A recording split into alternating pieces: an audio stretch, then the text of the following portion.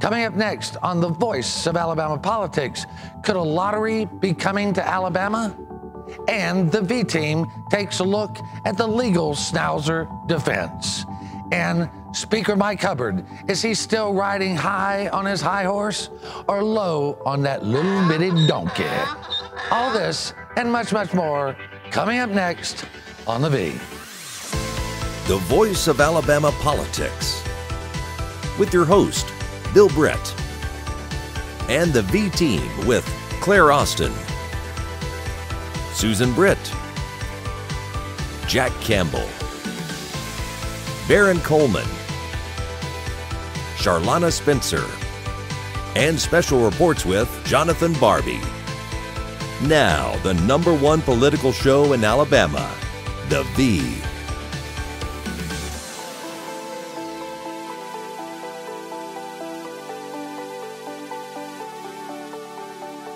Welcome to The Voice of Alabama Politics, where we tackle the tough issues so you have the hard facts. I'm your host, Bill Britt, and as always, I'm joined by the V-Team. Welcome all. Good morning. You're surrounded by a bunch of ladies this morning. It's Bill and the Blondes this week. We have to take a minute to welcome our new viewers on the Alabama Cable Network. Welcome to the V, and welcome, Beth. Welcome back. Thank you. It's good to be back. Good to have you. This week, Senate President Pro Tem Del Marsh introduced a bill, what I'm calling the Omnibus Gaming Bill. They did a study that showed the economic impact to the state, which is tremendous. And this bill would create gaming districts throughout the state and allow the Porch Creek to have a compact with the state. This means a lot of money, doesn't it, Beth? What are you hearing at the State House? It does mean a lot of money. And, you know, this isn't a new idea. This is something that the Democrats have been putting forth for years. It's actually the House Democrats, part of their platform this session is to get a lottery bill through. So if to do that, we need to put a Republican sponsor's name on it to get the job done, that's fine. But it's not a new idea. It's actually a very Democratic idea. And so we're glad to see that they're embracing the principles from our side of the aisle. Claire, what are you hearing over to the State House? Okay, that was a little far to the left. The gaming issue has been across the board, I think, Republicans, Democrats, but that is true. They've looked at the lottery. The bottom line is the caucuses, the Republican caucuses in the House and the Senate, they're wedded to no new taxes. There's got to be a fix. The gaming, it makes sense, okay? I think it makes sense. The Indians are here. They're not going anywhere. Signing a compact, I think, is a great thing. You already have 2 counties here that have constitutional amendments. I think they're looking at maybe trying to grandfather them back in. And I think the lottery, you know, unfortunately, during the Sigel administration, it was the way that it was handled and packaged. So, you know, there's a lot of money that can be brought into the state of Alabama with a lot of this gaming. Well, a lot of things have changed as well, haven't they, Susan? I mean, attitudes have changed in the last 10, 15 years.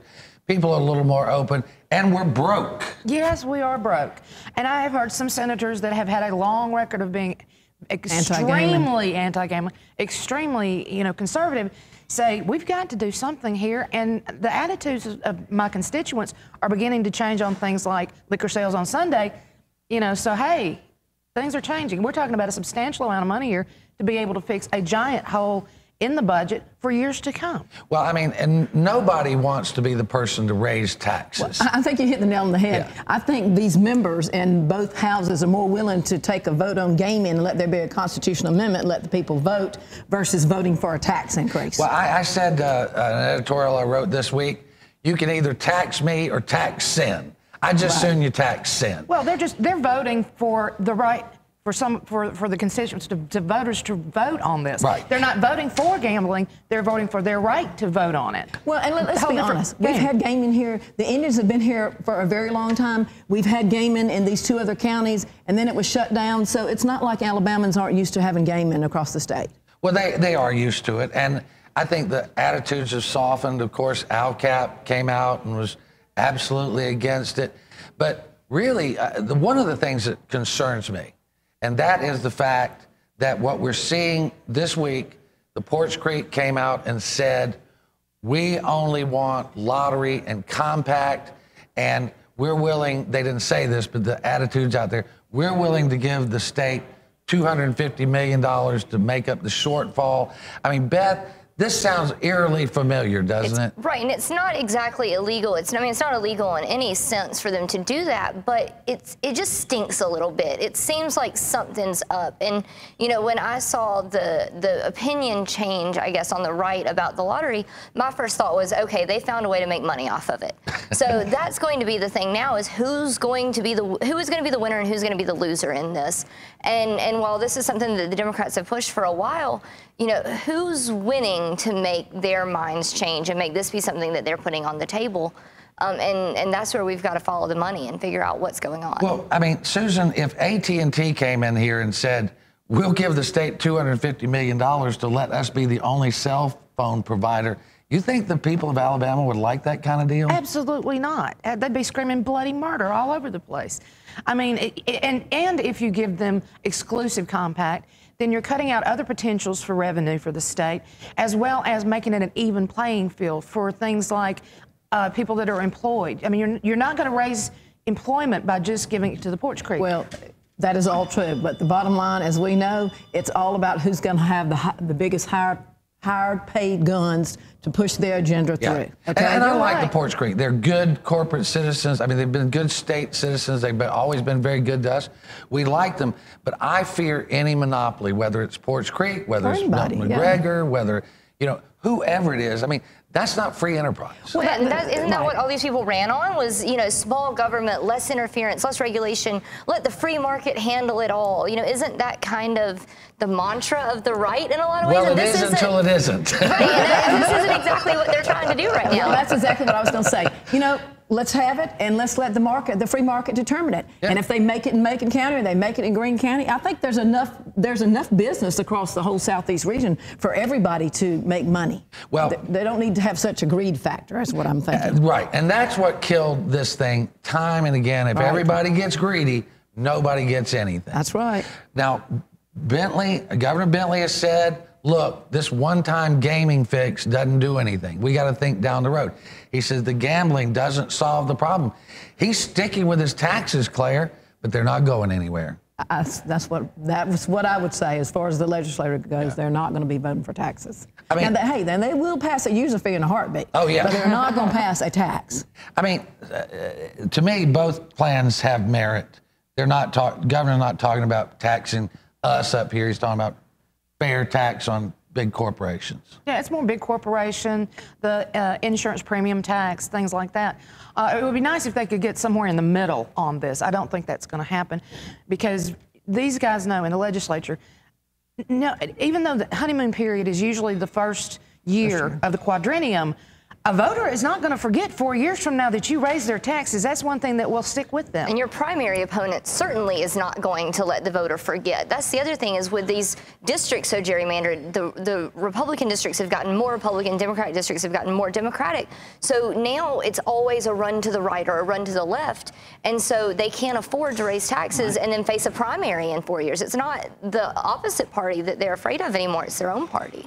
There, you got the last word. Well, I would say I don't know if this issue will be solved in the regular session. If I had to take a guess, there may be a session later this summer or this fall. I'm voting with Claire on that one. I agree. You're watching The V. We'll be right back with more news and commentary. Stay put and welcome Alabama Cable Network.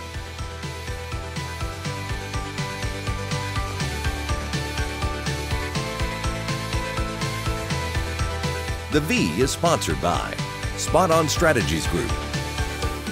It's time to take a road trip. In Alabama, the road and the restaurants are calling. We've elevated barbecue to an art form, a meat masterpiece.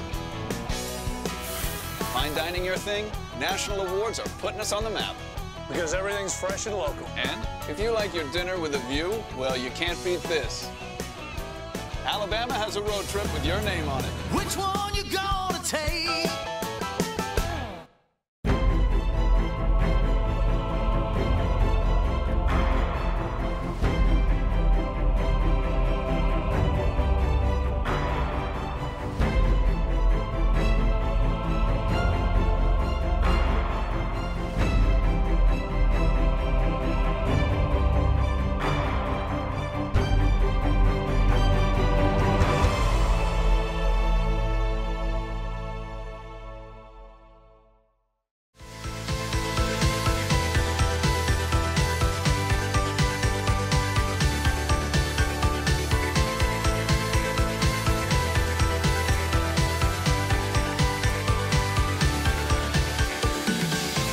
Welcome back to the voice of Alabama politics. Jack, welcome. Thanks, Bill. So good Claire, to see you Beth. this Sunday morning. How y'all doing? Jack, legal schnauzer, a.k.a. Roger Schuler, has been sued. He's sued, and he has lost, and now he's been hit with a $3.5 million defamation suit. He now finally, after what, a year and a half, has engaged an attorney. This guy just did not play his cards right, and now he's trying to get a redo. Well, you know, you really have to verify everything you do in the media. Being here and having a radio show, you really have to check your facts. If you're not going to say alleged or purported, and you state something as fact, you got to make sure it's the truth. That's right. I mean, Beth, he accused two different couples, not married to each other, of having an affair, and he got sued by both. He lost in both cases, and he never showed up with an attorney. Now he's got an attorney. Does he have even the remotest hope of getting something done now? Well, I've heard that some of it has to do with him not getting the proper notice from the court, or that there was some kind of shenanigans that went on there. But I mean, like Jack was saying, when you're going to report on anything really, but especially on people's personal lives, on things that are frankly no one's business, that's something you've got to watch out on. You've got to be careful. And if you're going to be in this business and don't have an attorney on speed dial, I don't really know what you're doing. Well, and I sympathize with Roger in the sense that I hate to see anybody in the media get sued and lose, but you've got to show up with an attorney, don't you, Claire? Absolutely. And I don't think that this gentleman's going to have the money to pay any of this. No. I don't think he has the means. No, Davy Hay, Hay, is representing him pro bono because he thinks that Roger needs representation and he needs to have someone there for him. But there was a big case because, you know, he purports himself to be a journalist, and and a lot of people agree that he's a journalist. If he's a journalist, then he has certain leeway that he would not have as just a regular blogger, I guess. Well, y'all know it's amazing in this business. Of all the rumors that people text you or email you under a different name or say, don't say I said it, but you've got to track them down and verify them. Yeah. Right. And on top of that, he took on two very high-profile people, the Attorney General's office and then the former governor's son. And the latter does not mess around with much, as you know. Well, and I interviewed all the people involved, with the exception of Rob Riley, and you know, their stories checked out to me. But again, it's very difficult to make those type of allegations. It's hard to deny them, and it's hard to prove them. Well, and, you know, he's not credible at this juncture, and he kind of hurts the rest of the media with reporting facts like this. Well, I wish him the best in court, but I don't see how it's going to go well for him. This is sort of an uh-oh defense. This went bad. Now I'm trying to come back. One of the other controversial things, and we hear it every year, it seems like these days, in a world that's becoming more politically correct, and I think we should be sensitive to people's feelings. But there were a number of articles, pro and con, over the last week. You know, Alabama on Monday celebrated the Confederate Memorial Day.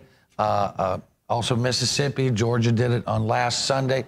There's been a lot of pushback saying we need to just let the Confederate Memorial Day go. Jack, how do you feel about that? I'm kind of mixed on it. I mean, if I'm a state employee, I'm certainly for it, since we don't give them a lot except holidays. But, you know, we do have to be sensitive to people's feelings and reactions. But on the other hand, it's a part of history. So I'm kind of mixed on it. You know, there are plenty of people who don't like Martin Luther King Day. And in the African-American community, they don't like to be reminded that we had a Confederate Army and we seceded from the Union. But it's a part of our history. I agree with Jack. I mean, you know, they've taken a lot of the flags down from the different capitals, and you're exactly right. We have Martin Luther King Day, we have President's Day. In the Deep South, we've always had Confederate Memorial Day. Why strip that? That's part of history, ancestors. You know, let's remember in Alabama, I mean, we have the cradle of the Confederacy. the Capitol was here in Montgomery, Alabama before they moved to Richmond. So that is an entrenched part, I think, of our Alabama history. Beth, for some folks, though, the Confederate flag and the Confederacy is a sign of hatred. It's a sign of bigotry and hatred, racism. It's not for everybody, but some people see it that way. Well, and it would surprise me to see, I live in Auburn, and there are a lot of young boys running around with battle flags flying off their trucks, and I would like to ask them, you know, if they know, you know, do you really know the history behind it and what it is for, or are you doing it because it's a symbol of being a good old country boy? And so I think there's a lot of people who don't necessarily know exactly what's going on with it, but I mean, in my opinion, we've already got Memorial Day. The office I work in does not acknowledge this as a holiday. We don't recognize it in any way. And you know, while it is a part of our heritage, we are now the United States of America, and we need to have one Memorial Day and one day to celebrate our nation as it is right now. And I'm going to have to join the consensus. I think it's important to honor all those who gave their life in service, but maybe it's time we move on. I don't know. 2-2 tie. Yeah. 2 for it, 2 against it. Speaking about 2-2, the Supreme Court this week heard arguments on same-sex marriage. Beth, I don't know if you were following that very closely, but it's been a hot issue. What are you hearing out there? You know, I don't know. I think that the Supreme Court's going to come out and settle this one once and for all. But no matter how the Supreme Court rules, I think that the Court of Public Opinion has already made a decision about this, and that is that this is a non-issue for people my age and for even people older than me.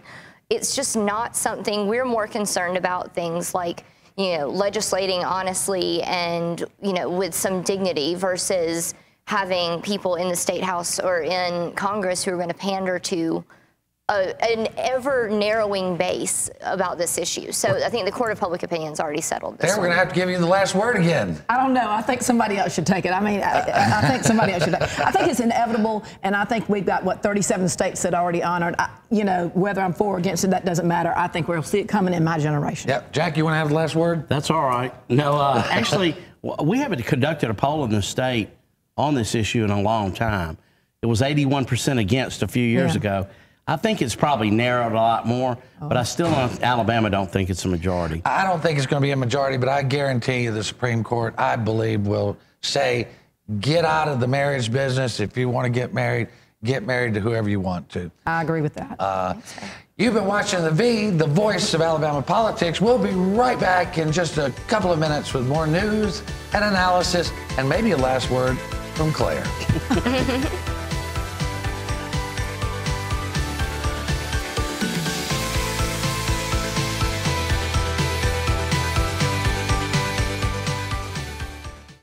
In 1977, an 8-year-old boy picked up the game of golf from his father. The odds of that same boy then making it to the US and European Pro Golf Tours, 1 in 7 million. The odds of the Big Easy winning the US Open twice, 1 in 1.2 billion. The odds of him having a child diagnosed with autism, 1 in 88. Ernie Els encourages you to learn the signs of autism.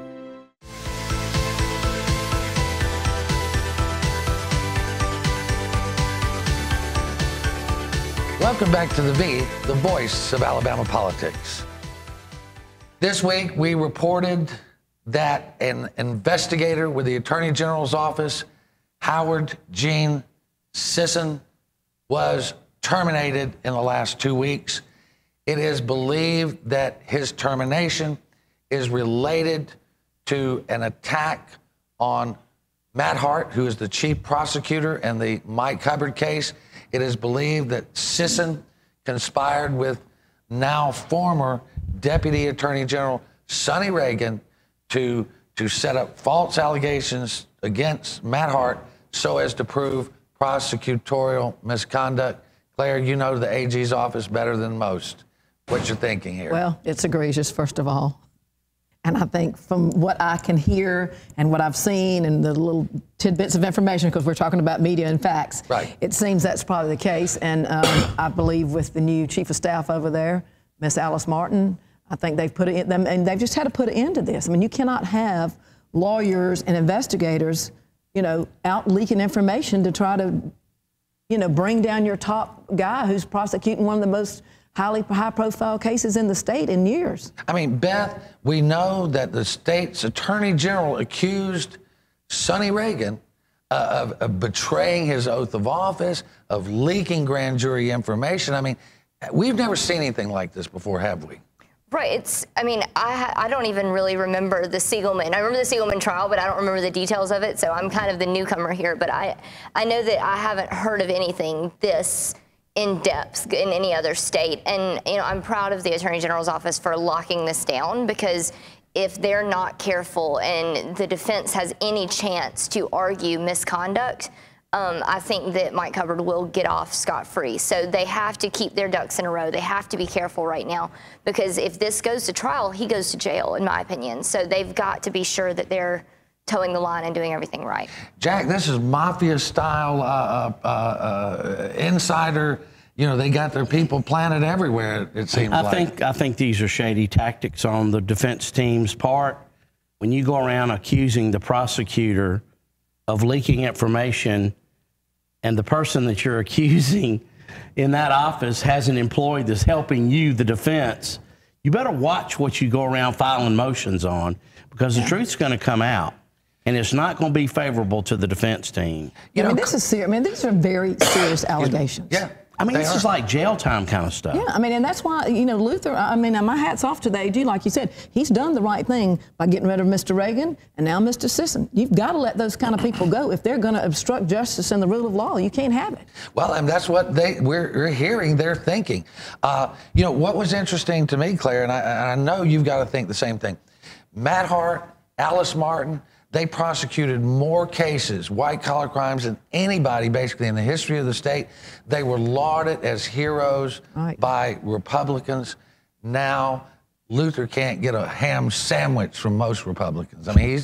He's anathema. Well, once again, in that particular office, you're going to have friends and foes. But I don't care if you're the Democrat Attorney General or the Republican Attorney General. If you do your job correctly, you follow the rule of law. So you're going to make some friends and you're going to make some enemies. They're on the right track and they're doing the right thing. Fighting corruption is not a partisan issue. No, it's not partisan. It doesn't matter. No. If you're not willing to take the case that will end your career, you really shouldn't be in that job, I don't think. Well, and I think there are plenty of Republicans that are supporting Luther. There's just a certain crowd of Republicans that aren't supporting Luther. Same Republicans that support us, right? Probably so. Beth, I don't know that did you read the article we did about Mike Ball going on the radio station up in Huntsville?